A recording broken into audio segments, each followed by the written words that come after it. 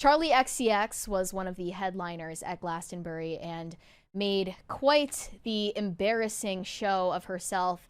I just cannot believe that she's dragged the Brat summer era this long. Like, it's been a year, girl. And guess what? Kamala lost. It's over. Like, maybe if Kamala won the election, I could give you a pass for dragging this out a little longer. But it's so over. It's so dead and gone. And I suppose this performance that Charli XCX gave was, in a way, a farewell to the Brat summer era, because she was, you know, posing in front of the album cover on fire with the pyrotechnics and everything. It's crossed out on stage. The Guardian said that Charli's performance was a thrilling, hostile takeover by a pop star at the peak of her power. A bawdy and uncompromising icon playing alone with no frills. So take a look at this video, actually narrated by the BBC, and tell me what you think you're looking at right now.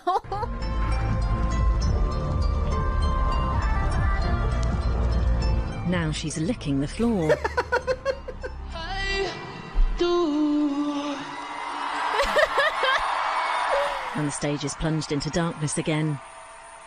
They're narrating it like it's an animal documentary, like a Nat Geo documentary. This is a Charli XCX in her natural habitat, licking the floor, writhing around in a bunch of what I believe is fake rain. And then in this second video, you can see her dancing in front of the album cover that is burning up behind her. So I suppose that's meant to communicate this is the end of Brat. At long last, it's over. It's just cheesy, you know?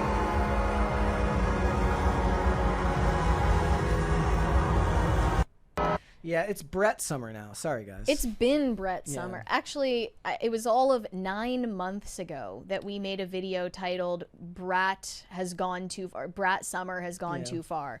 It was already over almost a year ago, and she's still like, get over it. Move on. Move on. The rest of us have moved on. It's time for you to move on, Charli. And now this performance is getting roasted quite a lot, and people are criticizing her for auto-tuning her vocals and all of the stunts that are meant to distract you. She responded to the critics saying the idea that singing with deliberate auto-tune makes you a fraud, or that not having a traditional band suddenly means you must not be a real artist, is like the most boring take ever. Yawn, sorry, just fell asleep. And someone responded saying everybody wants artists to be explorative with their music and sound and can't even handle Charli XCX using autotune. Let's talk about this being rooted in misogyny, because T-Pain built a career on using autotune and nobody said a damn thing. But T-Pain can actually sing. He is a good singer. That's like, it actually became a thing later where he built a whole second half of his career off the reveal that he didn't need the auto-tune. Also, he made legit hits. Right. Like, didn't matter. Yeah, I mean, to be fair, I think that Charli XCX is a good singer underneath the auto-tune, but I imagine people wouldn't know it because they don't hear it. And then she went on with this crash out saying, to be honest, I enjoy the discourse. The best art is divisive and confrontational, and often evolves into truly interesting culture, rather than being like kind of okay, easily understood, and sort of forgettable. And then she said, really enjoying, this was literally all in the span of like 20 minutes, really enjoying these boomer vibe comments on my Glastonbury performance. It's super fascinating to me. You just don't get it. You're just not media literate enough to understand my art. Like, I'm so deep. You just wouldn't understand. I feel like if you're a pop star, you should stay away from intellectualizing your art. Or any artist, really, any type of artist. Don't do that. It has like its place for a specific type of artist, but for pop stars, it comes off as self-indulgent. Like, nobody, like outside of Stan Twitter, people don't engage with pop music to get deep. Right. Well, I think it kind of doesn't matter, regardless of the art form, the music genre, whatever it may be.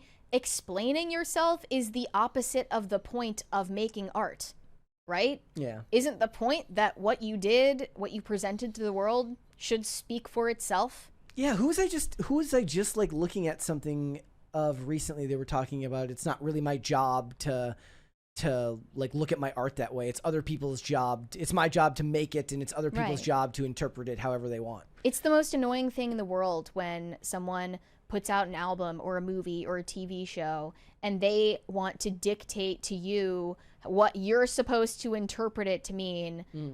You can tell everyone what you thought it meant. That's fine. That's your perspective. But like, you know, The Boys, like they were telling everyone who liked The Boys that they weren't allowed to like it if they're right wing because it's actually a really deep commentary on Trump. And it will never fascism. actually matter because you can't ever guarantee that whoever listens to your music is going to also listen to your interviews. So at a certain point, to a certain extent, you're going to have to be okay with it being misinterpreted if you do in fact have like a specific idea of how it's supposed to be taken.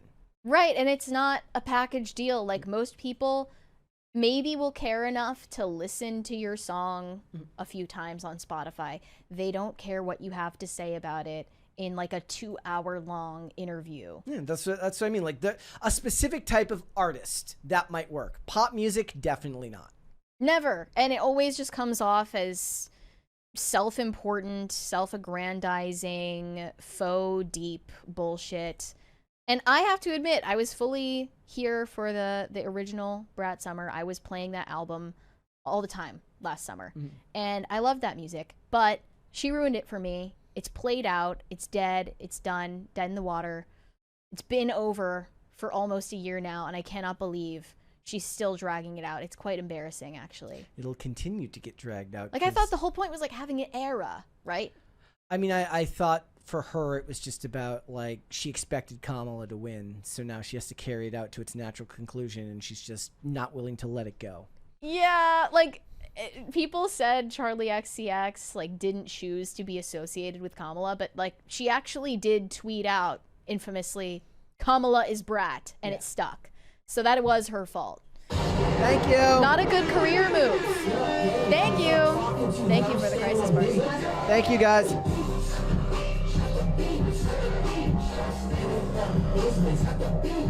All right.